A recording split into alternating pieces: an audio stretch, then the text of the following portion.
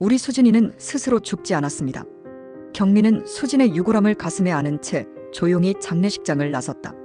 비는 조용히 내리고 있었고 장례식장 창문을 타고 흐르는 물방울은 마치 눈물처럼 느껴졌다. 그날 이후 경미는 같은 말을 수없이 반복해 들었다. 학생이 많이 힘들었다고 하더라고요. 요즘 아이들 스트레스가 심하다잖아요.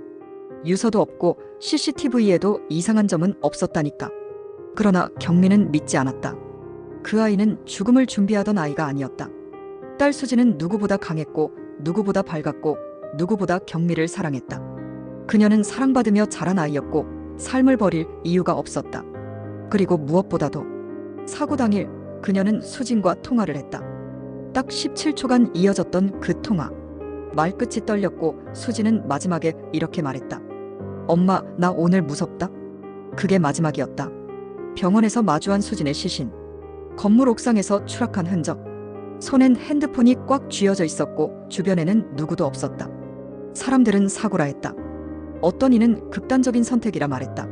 하지만 경미는 알고 있었다. 수진은 누군가에게 쫓기고 있었다. 학교 측은 조심스럽게 말했다.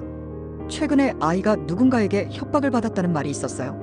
하지만 직접적인 증거는 없어서 수진의 룸메이트는 머무시며 털어놨다. 며칠 전 누군가가 기숙사 앞까지 찾아왔었어요. 수진 언니가 그날 밤엔 거의 울다시피 잠들었고요. 그 사람 여자였어요. 나이 좀 있어 보였고 그 말을 들은 순간 경미의 등골이 서늘해졌다. 그리고 그 누군가가 수진이 죽고 나서야 모습을 드러냈다. 낯선 중년 여자가 장례식장 문을 열고 들어왔다. 검은 모자에 검은 외투, 비에 젖은 머리칼이 얼굴을 반쯤 가리고 있었다. 입술은 파르르 떨리고 있었고 눈은 붉게 충혈되어 있었다. 경미가 영정 앞에 앉아 멍하니 앉아있을 때였다. 그녀는 조심스럽게 다가와 말을 걸었다. 저기요, 여기가 수진이 장례식장인가요? 경미는 돌아봤다. 눈앞의 여인은 낯설었다. 하지만 묘하게 어딘가 낯이 익었다. 그 여자는 고개를 떨군 채 말을 이었다. 저 수진이 친모입니다. 나경이라고 해요. 경미는 유골함을 더 세게 끌어안았다. 뭐라고요? 주변의 조문객들도 웅성거렸다. 순간 장례식장의 공기가 얼어붙었다. 그녀가 돌아왔다. 20년 전 수진을 버리고 사라졌던 친모가 딸이 죽자마자 마치 기다렸다는 듯이 20년 전에 아이를 남기고 떠났던 그 여자라며. 진짜야. 왜 지금 나타난 거야? 나경은 흐느끼며 무릎을 꿇었다. 늦은 거 알아요. 정말 미안해요. 그 아이 얼굴 한 번만이라도, 아니 그냥 멀리서라도 보내주고 싶었어요. 경미는 손에 쥔 유골함을 천천히 내려다봤다. 딸 수지는 경미에게 전부였다. 법적으론 입양이었지만 단 한 번도 피 한 방울 섞이지 않은 게 중요하다고 생각한 적 없었다. 수진이 2살 때 처음 엄마라고 불렀던 순간부터 경미의 세상은 그 아이로 가득 차 있었다. 경미는 믿을 수 없었다. 20년 전 수진이 생후 6개월이었을 때 버려졌고 자신이 법적 입양을 통해 키웠다. 나경은 단 한 번도 연락을 해오지 않았다. 그런데 이제 와서 친모라고 말하는 여자가 나타나 그 아이를 향해 울고 있다니.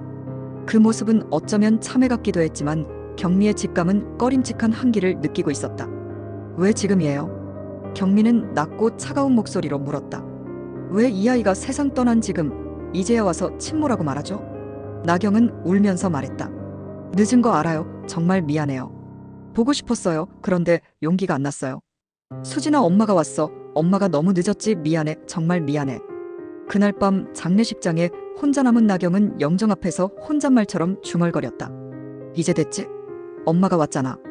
그리고 조용히 미세하게 웃었다. 경미는 그 장면을 뒤에서 우연히 목격했다. 그 웃음엔 분명히 눈물이 아닌 계산이 섞여 있었다. 다음 날 아침 경미는 장례식장 안빈소를 정리하고 있었다. 수진이 마지막으로 입었던 원피스, 자주 쓰던 손거울, 빗자루로 쓸어낸 국화꽃잎까지 모든 것이 어제와 같지만 세상은 전혀 달라져 있었다. 그때 나경이 다가왔다. 조심스럽게 비닐봉지 하나를 내밀었다. 그 안엔 수진이 좋아하던 음료수와 빵이 들어있었다. 수진이 이거 좋아했다면서요. 어젯밤에 문득 생각나서 그냥 챙겨왔어요. 경미는 아무 말 없이 그 봉지를 바라보다가 고개를 들었다. 이제 그만 오시는 게 좋을 것 같아요. 나경은 놀란 듯 웃으며 말했다. 아니에요. 전 그냥 진심으로 추모하고 싶어서. 제가 잘못한 거 아는데 이제라도 용서받고 싶어요. 경미 씨도 많이 힘드시죠? 그 말에 경미는 순간 울컥할 뻔했다. 하지만 그녀는 감정을 누르고 고개를 저었다. 이 아이가 얼마나 힘들었는지 왜 죽었는지도 전 알아야겠어요. 지금은 아무것도 용서하고 싶지 않아요.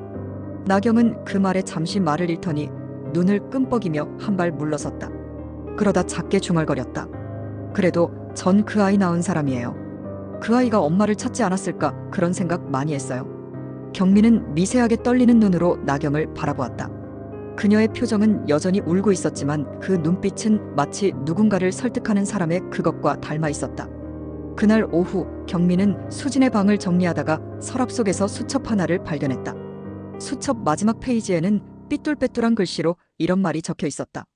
어젯밤에도 그 여자가 집 앞에 왔었다. 엄마라고 말하면서 내 이름을 너무 많이 알고 있었다. 무섭다? 진짜 무섭다? 그 여자가 날 쫓아다닌다.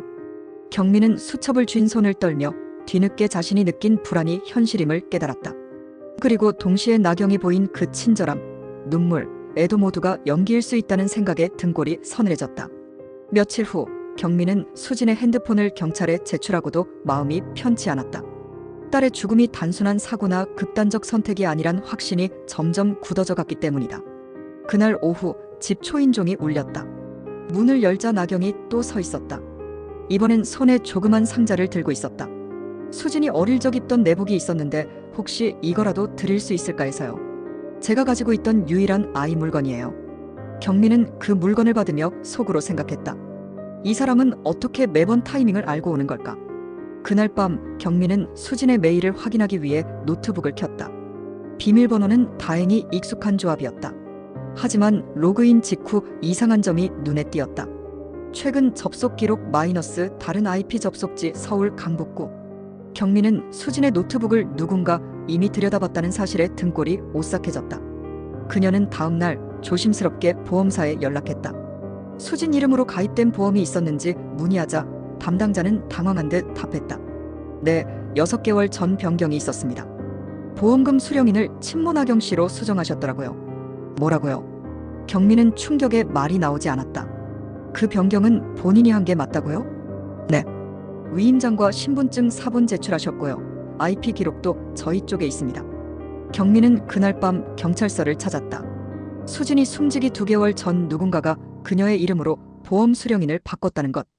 그 시기 수진은 해외에 있었다. 즉 직접 변경은 불가능했다.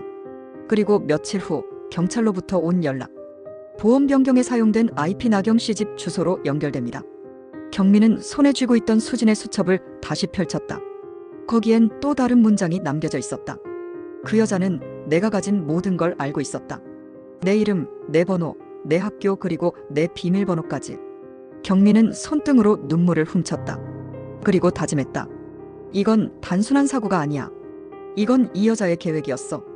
며칠 후 경미는 노트북 앞에 앉아 수진의 음성, 메모 기록들을 조심스레 모아 하나의 문서로 정리하고 있었다.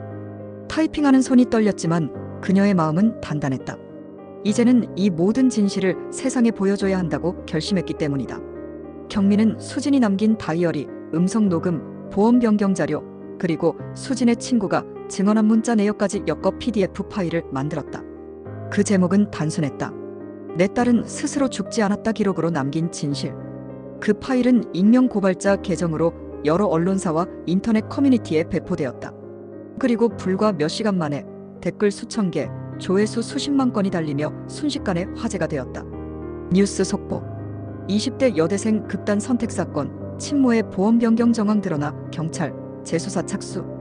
SNS와 커뮤니티엔 수진의 이름이 올라오기 시작했고 사람들은 나경의 정체에 분노하기 시작했다. 그 즈음 나경은 집 앞에서 기자들의 질문을 받기 시작했다. 나경 씨, 보험금 수령 조작 사실입니까?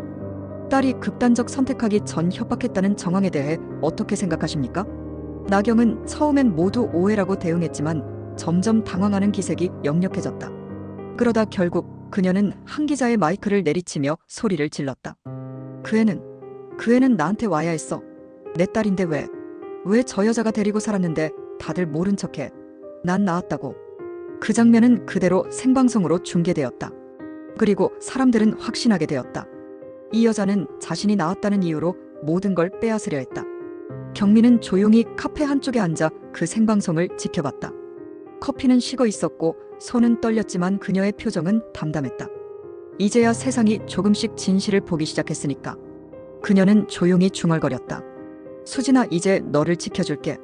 이번엔 내가 끝까지 지킬 거야. 몇 달 후, 봄 햇살이 부드럽게 퍼지는 어느 오후. 경미는 조용히 수진의 납골당을 찾았다. 평소처럼 커피 한 캔과 해바라기 한 송이를 들고 그녀는 그것들을 조심스럽게 올려놓고 옆벽에 기댄 채 앉았다. 무릎 위에 펼쳐진 건 수진의 낡은 수첩. 거기엔 딸의 글씨로 남겨진 마지막 흔적들이 고스란히 있었다. 가족은 날 낳은 사람이 아니라 나를 끝까지 지켜준 사람이란 걸 알게 됐어. 경미는 그 문장을 천천히 손가락으로 짚으며 목울대를 꾹 눌렀다. 눈물은 이제 쉽게 흘러내리지 않았다. 고통은 흘러넘치는 것이 아니라 꾹 눌러 담는 법을 배우는 것이었기에 요즘엔 내가 웃는 꿈을 자주 꿔. 예전처럼 나한테 다가와서 아무렇지 않게 안아주는 꿈. 그녀는 조용히 말하며 웃었다. 엄마가 아직도 바보 같지? 널 떠나보낸 지가 언제인데 아직도 아침에 내가 문 열고 나올 것만 같아. 무릎 위에 커피캔을 살짝 쓸며 그녀는 계속 말했다. 사람들이 그러더라. 이제 그만 좀 잊으라고. 그렇게까지 끌어안고 살면 결국 또 아플 거라고. 경미는 고개를 천천히 저었다. 근데 난 그게 좋아. 아프더라도 너와 함께했던 시간이니까. 잠시 바람이 불어와 해바라기 꽃잎 하나가 바닥으로 떨어졌다. 경미는 조용히 그것을 주워 다시 꽃병에 꽂으며 말했다. 나 이제 조금씩 살아가려고 해. 너 없이도 살아보려고. 근데 너는 항상 여기 있을 거야. 내 마음속에. 햇살은 조용히 그녀의 어깨에 내려앉았고 새들의 울음소리 사이로 어디선가 수진의 웃음소리가 들려오는 듯했다. 경미는 조용히 자리에서 일어났다. 돌아서기 전 마지막으로 수진의 사진을 바라보며 미소 지었다. 보고 싶다. 그리고 사랑해. 언제까지나. 그녀는 조용히 걸어나갔다. 혼자가 아닌 수진과 함께한 기억을 안고 이제는 슬픔을 짊어진 채가 아닌 그 슬픔을 품은 채 살아가는 사람이 되어 오늘의 이야기 끝까지 함께해 주셔서 감사합니다. 이런 반전 드라마가 더 보고 싶다면 세상 속 한 조각 이야기 구독과 좋아요 부탁드립니다. 당신의 하루가 조금 더 단단해지길 바랍니다.